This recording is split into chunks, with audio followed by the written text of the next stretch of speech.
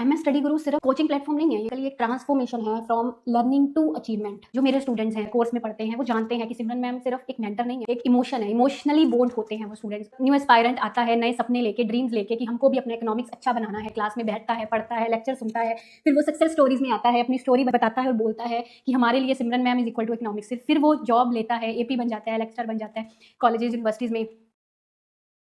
कई बार ना मैं सोचती हूँ कि जो स्टूडेंट्स आज हमारे कोर्स की क्लास होती है, जो उसमें आते हैं, पढ़ते हैं, नोट्स बनाते होते हैं और बार बार रिपीटेडली पूछ रहे होते हैं मैम ये कैसे, वो कैसे, है ना। कई बार इरिटेट होकर उनको डांट भी देती हूँ।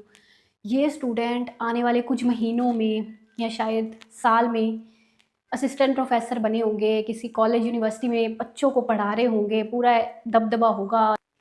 तो मतलब एमएस स्टडी गुरु सिर्फ एक कोचिंग प्लेटफॉर्म नहीं है, ये बेसिकली एक ट्रांसफॉर्मेशन है फ्रॉम लर्निंग टू अचीवमेंट।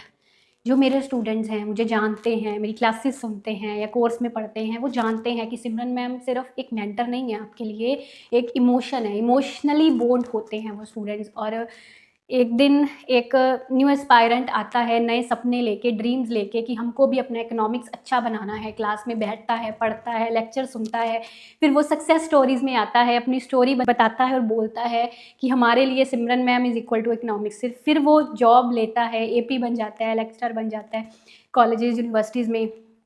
तो मेरा बस यही होता है कि भाई अगर आप मुझसे एक टाइम पर पढ़े हो ना, तो मतलब ज़िंदगी भर भूलना नहीं, याद रखना, ठीक है, दिमाग में रखना कि हमारा भी एक टीचर हुआ करता था जिसने इकोनॉमिक्स में हमको स्ट्रॉन्ग बनाया था और आज कहीं न कहीं शायद हमारी सफलता के पीछे उनका भी हाथ था, है ना? तो वो चीज़ लाइफ़ टाइम याद रखा करिए, कमेंट्स में आके बताया करिए। वैसे तो आप सब लोग बताते हो, आई नो, पर है ना, वो एक टीचर के लिए वो एक सबसे बड़ी अचीवमेंट होती है जब उसका बच्चा आके बोलता है कि मैम हम कल आपकी क्लासरूम में बैठे हुए थे और आज हम इस कॉलेज यूनिवर्सिटी में असिस्टेंट प्रोफेसर बन गए। भाई यही तो मैं चाहती हूँ कि भाई इंडिया के कॉलेजेस यूनिवर्सिटीज़ में जो एपीज़ हैं, रिसर्च स्कॉलर्स हैं, है ना, वो इकोनॉमिक्स में मुझे जानते हो, मुझसे पढ़े हो, मेरे बारे में सुना हो उन्होंने और पता हो उनको भी इकोनॉमिक्स में एक मैडम है जिन्होंने हमको सिखाया था कि इकोनॉमिक्स को कैसे समझना है, कैसे पढ़ना है और रियल लाइफ चीज़ें समझाई थी। और आज कहीं न कहीं हमारी सक्सेस में जितना भी आप समझो, है ना,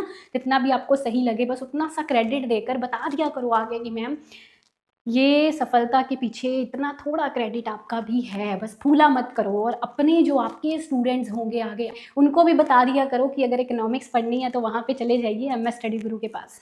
मतलब जो बच्चे कई बार क्लास में आके कमेंट्स करते हैं, चैट में बोलते हैं ना, मैम डाउट हो रहा है कर पाऊँगा या नहीं, क्लियर हो जाएगा या नहीं, वही आज से कुछ महीने बाद या कुछ 1-2 साल बाद मतलब नेक्स्ट जनरेशन को पढ़ा रहे होंगे। बड़ी तसल्ली मिलती है ये चीज़ सोचकर।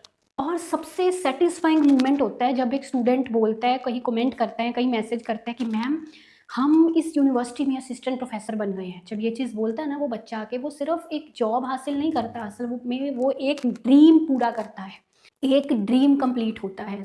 मतलब कनेक्शन में रहा करिए जब आप सक्सेस स्टोरीज लगाते हो हमारे चैनल पर। उसके बाद कहीं पर भी आपकी सिलेक्शन हो जाती है तो बता दिया करो। कोई भी सोशल मीडिया प्लेटफॉर्म पर आप जुड़े हुए हो कहीं पर भी, है ना, या व्हाट्सएप पर हो, कहीं पर भी जुड़े हो, बता दिया करो कि मैम हमारा सिलेक्शन हो गया है, मुझे भी तसल्ली हो जाए, बच्चा मेरे से पढ़ा था, जॉब मिल गई है इसको। ठीक है, वैसे ज़्यादातर बच्चे बता देते हैं, अगर नहीं कोई बताता तो बता दिया करो। बस इतना आपके मेंटर के लिए इतनी चीज़ ही बहुत तसल्ली दे देती है कि जब आप बता देते हो कि हम इस डेजिग्नेशन पर पहुंच गए हैं, जो हमारा ड्रीम था, हमारा सपना था, वो हमने हासिल कर लिया है और हम आपके प्लेटफॉर्म से हमने स्टार्ट करा था। ये चीज़ें बहुत तसल्ली दे देती है। तो अगर आप भी इकोनॉमिक्स के किसी टीचिंग एग्जाम की तैयारी कर रहे हो ना, तो याद रखिए हार्डवर्क इंपॉर्टेंट तो है, पर हार्डवर्क के साथ एक सही स्ट्रैटेजी, सही दिशा, that will equal to success. So जैसे मैंने पहले कहा था कि एमएस स्टडी गुरु सिर्फ एक कोचिंग इंस्टीट्यूशन नहीं है, ये बच्चों के जो सपने हैं उनको पूरा करता है, एक एस्पायरेंट टू एक डेजिग्नेशन पर उनकी ट्रांसफॉर्मेशन करता है।